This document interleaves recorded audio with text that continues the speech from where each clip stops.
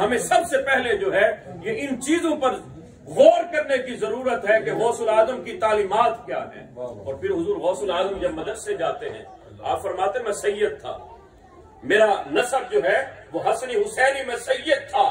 فرمایا میں مدرسے کا لنگر نہیں کھایا کرتا، کیونکہ مدرسے میں جو لنگر ملتا ہے وہ کوئی صدقہ دے جاتا ہے، کوئی زکوٰۃ دے جاتا ہے. فرمایا غوث العظم ہفتہ ہفتہ جو ہے وہ بھوکا تو گوارا کر لیتا تھا، لیکن کبھی اپنا کشکول طلب لنگر کے لیے دراز نہیں کیا کرتا تھا. فرمایا عالم یہ ہوتا میرے پیٹ سے آوازیں آتی تھی، الجو الجو، ہائے بھوک ہائے بھوک.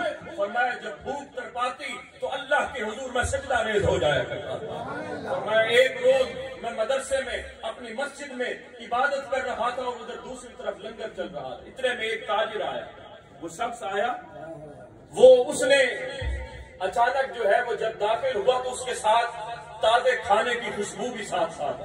فرمایا میں نے وہ دیکھا بنا ہوا گوشت تھا. فرمایا کہ میرے دل سے جو ہے وہ اندر پیٹ سے آوازیں آنا لگ گئی، ہائے کھانا ہائے کھانا. فرمایا ایک طرف میں عبادت میں مصروف تھا، جب وہ شخص آیا تاجر، وہ کھانا کھولتا ہے، مجھے دیکھتا ہے، کہتا ہے بیٹا آ جاؤ کھانا کھاؤ.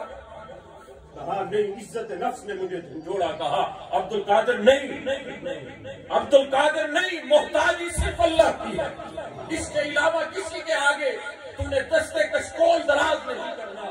فرمایا میری غیرت نے کہا کہ نہیں. پھر اس نے مجھے بار بار اصرار کیا. جب اس کے قریب پہنچا، ابھی کھانا شروع نہیں کیا تھا، وہ کہنے لگ گیا بیٹا یہاں پر اس مدرسے میں ایک لڑکے کو ڈھونڈ رہا ہوں، کب سے وہ ملتا ہی نہیں ہے.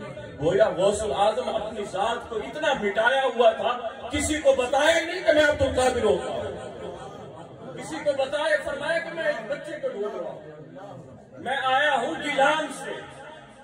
تو وہاں اس کی والدہ نے میرے ہاتھ جو ہے کچھ دینار دیے، 8 دینار دیے تھے کہ میرا بیٹا وہاں عبد القادر پڑھتا ہے، اے میرے بھائی جا کر اگر وہ ملے مدرسے میں تو اس کو کھانے کے پیسے دے دے. تاجر کہتا ہے کہ اتنے دن بیت گئے، میرا جتنا بھی خرچ تھا وہ سارا ختم ہو گیا، اور وہ 8 دینار بچے تھے، اس میں سے 2-3 دینار کا میں یہ کھانا لے کر آیا. کہا جمع پونجی میری ختم ہو گئی. غوث العظم فرماتے ہیں کس لڑکے کو ڈھونڈ رہے ہو؟ وہ کہنے لگا نام ہے اس کا عبد القادر. حضور غوث العظم فرماتے مبارک ہو، عبد القادر تیرے سامنے بیٹھا. گویا اللہ نے اس وقت بھی غوث العظم کی عزت نفس کا اس وقت بھی لحاظ کیا. غوث العظم فرمانے لگے پھر مبارک ہو، آج میزبان تو نہیں، میزبان میں ہی ہوں، یہ کھانا میرا ہی تو کھا رہا ہے. پھر وہ فرماتے ہیں کہ جتنے باقی پیسے بچے اس نے تھمائے. غوث العظم باہر نکلتے فوری خیرات کرتے. یہ آج توکل ختم ہو گیا، آج اللہ کی ذات پر توکل ہی ختم ہو گیا.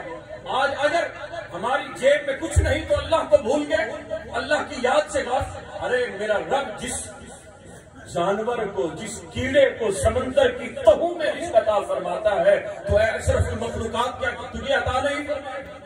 حضرات ذیوقار ذرا حضور غوث العظم کی تعلیمات اور حضور غوث العظم کو اللہ نے جو کرامات عطا فرمائے، وہ کرامات تو اتنے تواتر سے ہیں، اتنے تواتر سے ہیں کہ ابن تیمیہ جیسا عظیم مفکر محدث وہ کہتا ہے کہ غوث العظم کی کون کون سی کرامت کا انکار کرو گے؟